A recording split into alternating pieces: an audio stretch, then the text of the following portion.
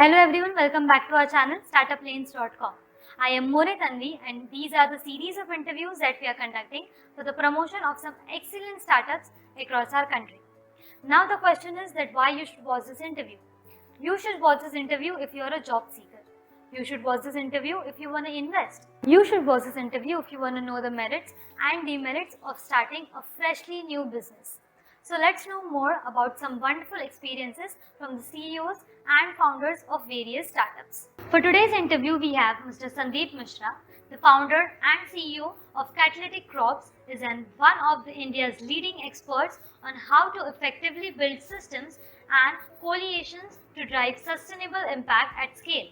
He has demonstrated history of close to 2 decades of working with non-profit foundations and public system and helping them create social impact. An expert in organization building, he has built and led successful multi-stakeholders coalition to drive social impact. In its current avatar, he is working towards helping individuals and organizations to drive sustainable social impact at scale.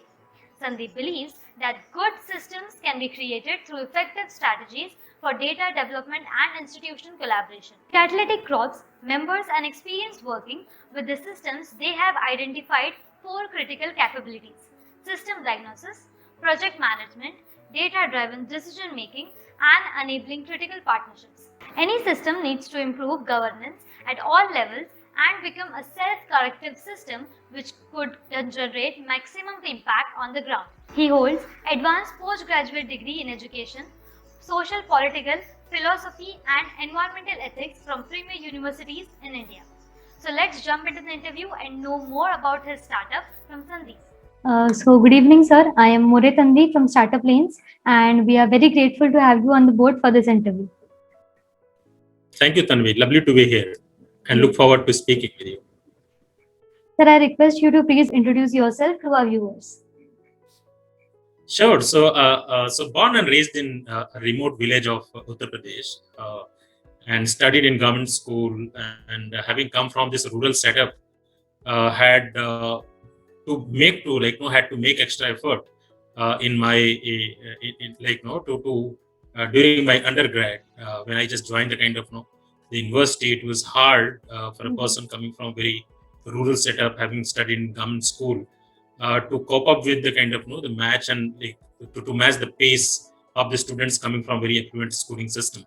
But I mean, it took a really hard work, and then finally we got I got educated in different institutions, universities, and what I believe is that what I'm today is because of the education I received from different universities or the government schools and all. And I always feel that it's a very powerful weapon, and it has proven to be a very powerful weapon for me to come out of my my social status, just improving that social status by being in education. And so does it can work for others as well, and especially for the people who are not that privileged, and they don't have a very high quality access of education system or the the lifestyle. So how we can really improve the quality of education had been always in my mind, and that's where the entire journey as a volunteer started in early 2000s, when I started teaching kids, especially from the slum dwellers community kids, and then started ministering them to the formal school system. And since then, roughly around 20 years, I've been working in social sector, especially in non-profit, small business, and social enterprise domain, also a lot of government and big philanthropic foundations and policy think tanks. So after having completed 20 odd years in this, here I am today as a founder of Catalytic Car. And the vision of Catalytic is Catalytic Car is to provide a service basically to the individual or organizations and catalyze change for them, so that they can create a better value for life. So this is in nutshell about me, and yeah, you can just move to the next question. Yes. So my very first question to you is that how did you come up with this idea of startup? Yeah, so as I said, right, I mean, be it for profit or non-profit or startup or social enterprise, right? And one thing is very clear, that more than any other time in the human history, a lot of people bright people are joining the startup ecosystem to do business, but that not only a kind of business for profit, but business doing for with purpose, right? I mean, purposeful business. So a lot of purpose-driven business is being sort of created, and that gives a very clear sense that people are thinking about the broader societal reform, broader societal outcome. And while these young entrepreneurs are very bright, they're very passionate, they understand, a lot of very motivated, and they have clarity of the ideas. What they really require is the kind of the very continuous or the kind of ongoing hand holding on various initial stage of their journey. And since having worked with the kind of with the small startups and also kind of established organizations, family foundations, and also government system, I felt that perhaps this could be a really, good service to the entire ecosystem to help them understand the kind of the potential bottlenecks of the businesses of the startups, and how could we just help them really create their business and help them to scale it up through different partnership channels. So I think, as I said, right, that my motive has been to generate better outcome for the society, and there are so many people who are trying to do that. And since I have worked in this domain for last 20 years, I feel that some of my learnings could help them to avoid such mistakes which I have made in my life, right? So how could you really help them to overcome those challenges and really develop something for the betterment of the larger audience, including themselves, right? So that's where this entire idea of Catalytic Corp came, and we started last year, and since then we have been just moving on a very growing path. Okay. So, sir, what was the most difficult part at the early stages of the journey? So we are still very early, right? I mean, at very early stage, right? I mean, we are very new and very young social enterprise and social impact consulting firm. But with my experience working with various other organizations, startups, and established businesses, I think I see very clearly three challenges most of the startups face, right? I mean, and that is true for us as well, right? So one is that generally they lack clarity in terms of the ideas they bring into the market, right? So how do you really solidify your idea? How to really build a very clear idea so that that could then have sellability and could have a kind of potential to get to a kind of the vision you really want to pursue. So this is I call idea is one thing which is kind of very difficult to get to. The second is that even if you have a very bright idea, if you don't have people, right? I mean, you need right kind of people to be associated with. So how do you find those people? How do you identify? It's so challenging to identify and find really good people to work with who could really, own your vision and be a fellow traveler to help you to achieve that vision. And the third, which is again, I'm calling it third, but it's perhaps the most important is the money, the fund, right? And how do you then generate the necessary resources, necessary capital to really implement your idea with the kind of people you have? So I think these three things had been a kind of challenges for any startup in the history, and also I think most of the startups struggle, and we are also struggling the same. So because as you know that you come with an idea that takes time to get cemented, and then once you have that cemented idea with very clear kind of pathways of that idea to be pursued, you need good quality people. It's hard to find committed, value driven, and really value aligned people to work on your cause, work on your idea. And third is the funding, right? So these three things, I think if you have sorted, these are perhaps in a very sequential manner, but if you set these these three things right, I think you can rest everything is just a kind of patience and a matter of time. True. So my next question to you is that what was the market gap that you identified? Yeah, so as I said, right, I mean, there are so many innovations happening, right? I mean, great innovations happening on this around us. But I think the biggest struggle they fail is they generally fail to benefit larger audience, right? I mean, they are either catering to a small segment of people and they are developing their niche. But when it comes to really solving problem for the masses, it becomes a challenge.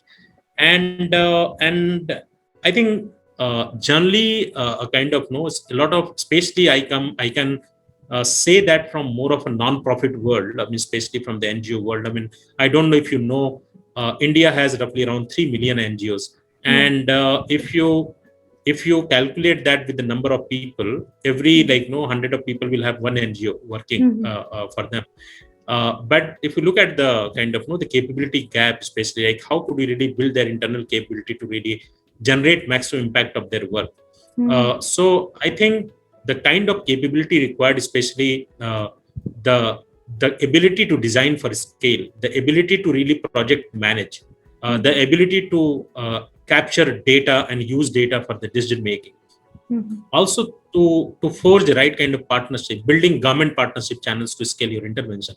All these areas are pretty much uh, uh, an essential areas which generally a lot of young organizations they struggle with, right? So that's where I think but it's not that they don't need or they don't allow or welcome external consulting support, but mostly the consulting supports are very expensive. Consulting services are very expensive. And where the struggle is that if they compromise on a kind of low quality, low cost consulting service, generally they get like low quality. So what we really identified is that in this space, in the ecosystem, I think one thing which is clearly missing is the high quality affordable consulting service, right? I mean, how could you provide high quality yet affordable consulting service whereby you could help the mass, the scale, help at scale, especially to the organization, to provide a right kind of support for them to achieve the scale they really want to achieve or generate the impact they really want to achieve. So we really want to bridge that gap, right? And that's where Catalytic came into existence, which can then provide an affordable yet high quality consulting service to the kind of to the market. So this is the main region for us and the gap we identified and entered in the market. So, sir, next I would request you to explain your business model in detail. Yeah, no, it's so business model. So basically, our business model is based on three different types of revenue models, honestly. And if you ask, before going into the revenue model, let me just tell you that what we really, as a principle, trying to operate in long run, right? So we want to be catering to the masses, right? I mean, our motto is low margin, high scale. So how could you really get to scale and create your services and product in such a way that could cater the need of the masses? Because most of the consulting firm has failed to reach the masses. They're they're very much into the niche, and they identify their clients which are big corporations and they can pay high amount of fee, whereas we really want to serve the masses where there is a need but they cannot afford, right? So we really then that demands us to be really affordable at the same time operating at cost and lower our margins of profit, right? So how could you then be your margins? So you have to scale, you have to operate at scale. So this is what has been the kind of motive since beginning. And what kind of the revenue model we are thinking is three types of revenue model. So we are saying that okay, we have a kind of fee for service model where we offer our services to certain clientele and then charge some amount of fee, which is more of a kind of short-term engagement with the partners or certain issues or the problems. The second is basically the retainership model, where we are providing people for them to work alongside their team for a longer period of time and solve their internal problems and help them to build their capability to reduce the dependency on any external firm, and they become capable enough to take those challenges and be able to solve those problems if they see in future. The third is more of subscription model, which we are for which we are developing some kind of product, which is tech-based product, which can then we can offer to our clientele and then work on an annual subscription process whereby they could take the subscription and be really use that service, that product for the ease of their business and the betterment of their impact. So as I said, high scale, low margin, and also three types of revenue model: fee for service, retainership, and subscription based model. Okay. So, sir, while answering my earlier questions, you mentioned your products and services in gist, but still, if you want to add on to something, you can do still. So I think the very straightforward, right? I mean, we are into 3-4 kinds of services. We are into strategy consulting, right? So we social impact strategy consulting. So we offer services in research. I mean, any empirical research or the opportunity analysis or a kind of market survey. So that is like one, research and strategy. The second is the governance. Like, I mean, how could we really improve your governance? So we provide consulting and advisory in the governance services. We provide advisory into the capacity building, which means that how could you build the capability and performance of the people so that they can be more productive and generate more income or more return on your investment. And fourth is the government advisory, right? So if you're a business and really want to forge partnership with the government and really expand the boundaries of your product and services to the government, then what are those channels? So we provide that, like, the roadway, basically the inroads for the kind of government partnership as well. So we provide government advisory. So four kind of advisory services, as I said: research, strategy, governance, capacity building, and government advisory. So these four kind of advisory service, consulting service we provide. We are also working on affordable product, as I said, tech-based product for our current and the prospective clients to do some kind of use data for decision making. So how could we really make data sensible for them so that they can take those decisions, basically internal or business decisions based on data. So we're building a product, and very soon we will start offering that product to our clients as well. That's great, sir. So my next question to you is that what are your exactly target customers? So I think, I mean, our target customers are non-profits, small businesses, and the government, right? I mean, that's where the three segment we are very clearly seeing. I mean, the big corporations are not our not our customers, not our target customers.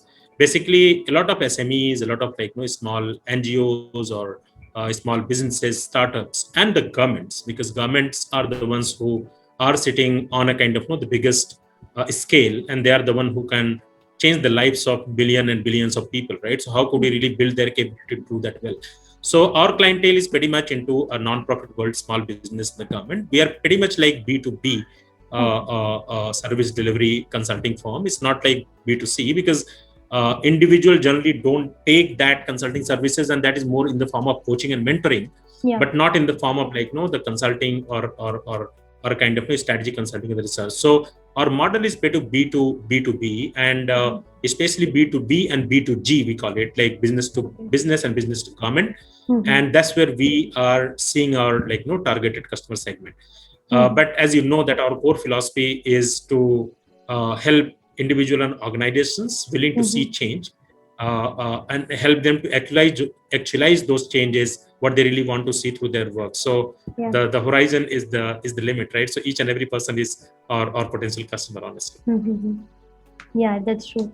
So my very next question to you is that, as you know, there are competitors out there, like you have your competitors out there. So as a customer, as a consumer, why one should choose you, and what are your three unique features that differs you from your competitors? Yeah, so in terms of why someone will choose us, I think the biggest capability or a kind of uniqueness we have is basically our approach to outcome focus, right? I mean, we never engage in a program where we cannot show the outcome. So we promise outcome in a way, right? So if you're working with any business or any government or someone, there is a very clear predefined outcomes, and we are very outcome driven, very outcome focused.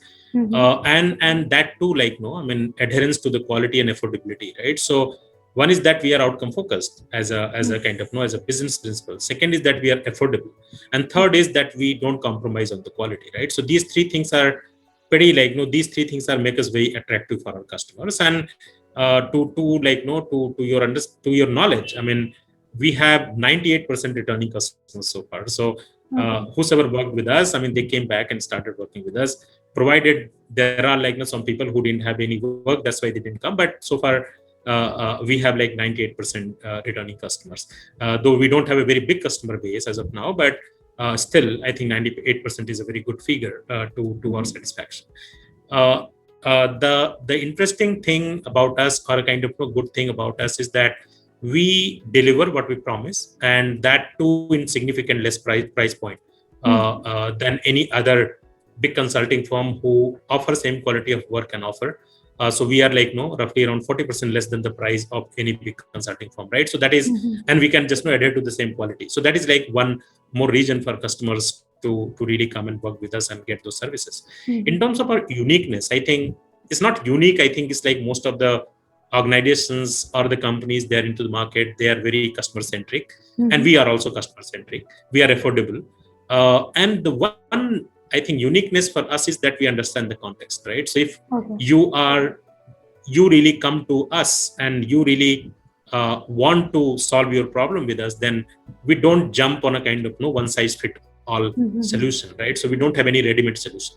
Okay. We generally diagnose the problem really well along with the client, and first of all try and understand the core root cause of the problem. That is a very thorough diagnostics process we run, which is not the case. I mean, a lot of firms which come to solve the problem, they have some set parameters and the frameworks, and then try and just fit that framework to any context, which is not the case with us. So we are very nimble, very context specific, very much like RCA driven, root cause analysis driven, trying to understand the problem, so just jumping on the conclusion.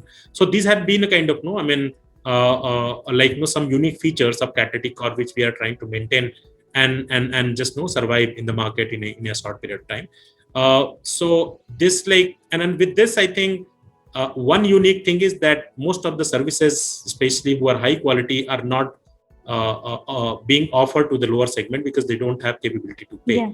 And whosoever is offering their services in this segment are not of very high quality. Either they are very average quality or very poor quality. Mm-hmm. So we are at least just bridging that gap by being both nimble, affordable, and high quality. So this is the unique feature perhaps of Catalytic core, which has potential to really generate a lot of outcome to our business, our clienteles, and solve problems with them. Mm-hmm. Okay. So, sir, till now we have talked about your consumers, your customers. We have talked about your business. Now I want to know that if a job applicant is seeking for a job, why he or she should, choose to work with you? Yeah, it's a very good question, and you just came to the kind of my second point, which is basically the people point, right? I mean, you need people to work with, and Exactly. it's so hard to find very good people, honestly, and very committed, value-aligned people. So I think, I mean, the biggest offer what Catalytic could do for anyone who wants to come and work with the Catalytic is basically Catalytic core is basically we are into the problem-solving business, right? Yeah. And that demands a very nimble attitude and collaborative workspace. Because you cannot solve any problem in isolation, right? I mean, in silos, problem cannot be solved.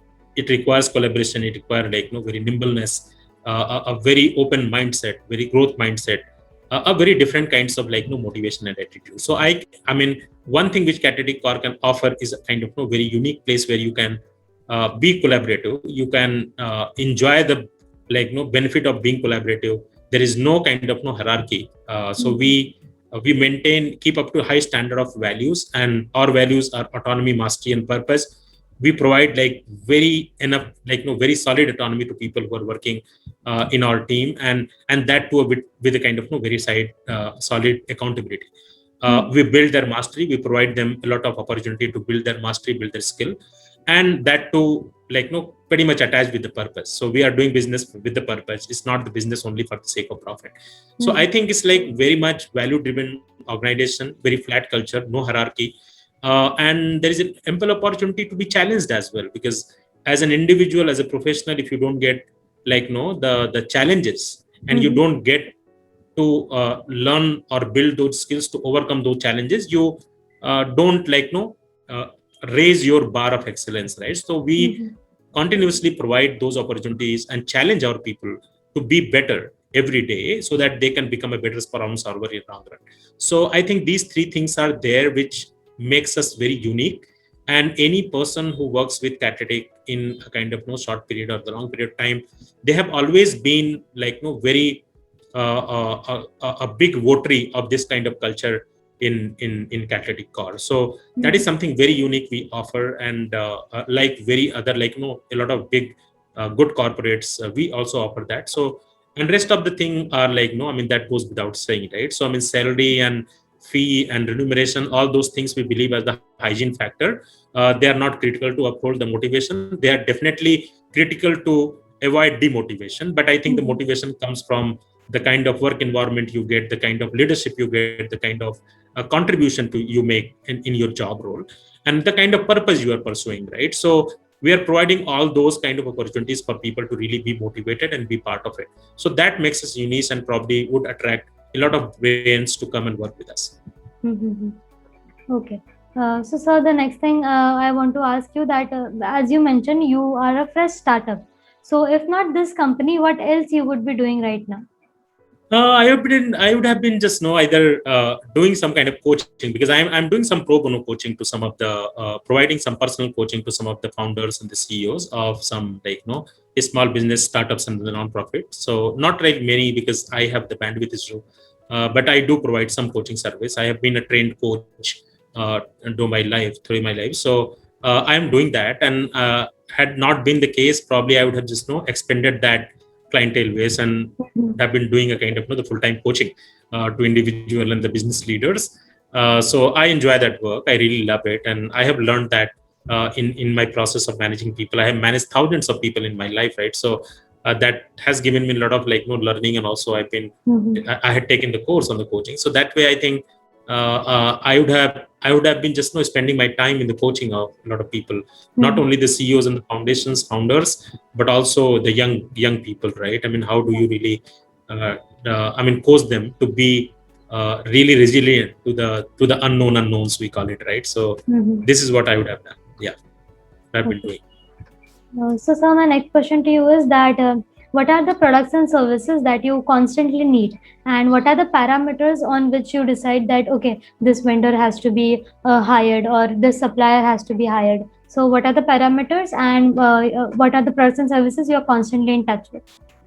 So as I said, Tanvi, right? I mean, we are into a consulting business, so we are not a kind of manufacturing or production company. So the good part of this is that we don't require a lot of the raw material and the machines and all. We need human, and human come with a kind of with certain baggage and certain mindset. So what we really need is a kind of very high quality hiring process, and that we have built internally through the process.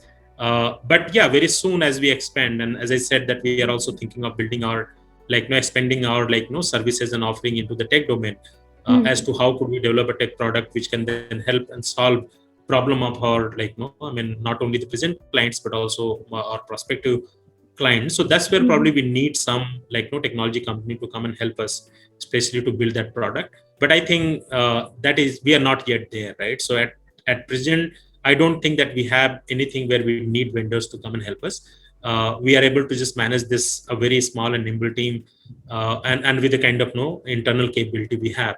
But yeah, I mean, in terms of the kind of even for the marketing and kind of branding and all those stuffs, we definitely require some of the services, and we reach out to different vendors. Generally, we use a kind of different review mechanisms to reach out to them, or the referral mechanism to reach out to them. So if someone has worked with them, they tell us that okay, why don't you just work with them? But those are all very tiny steps, honestly. I mean, at the moment we don't require a big vendor service, but very soon we will require, especially on the tech side of it.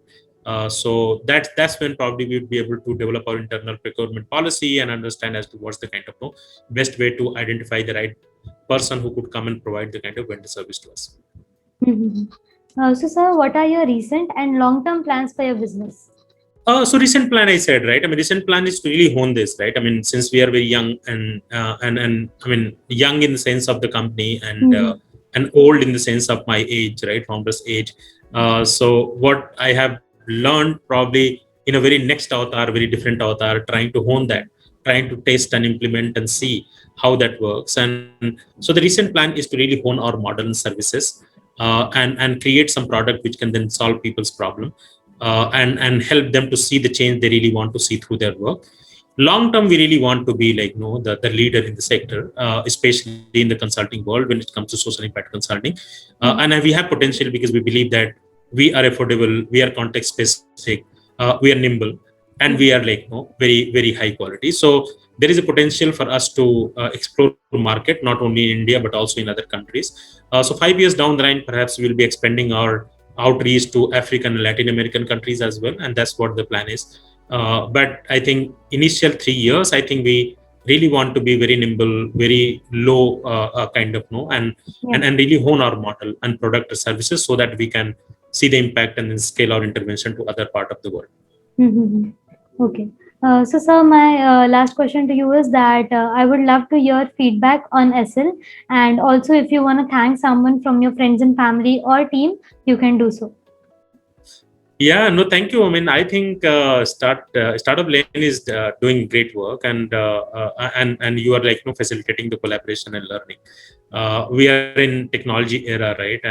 And the way it is being harnessed by SL is quite a case study to learn, honestly.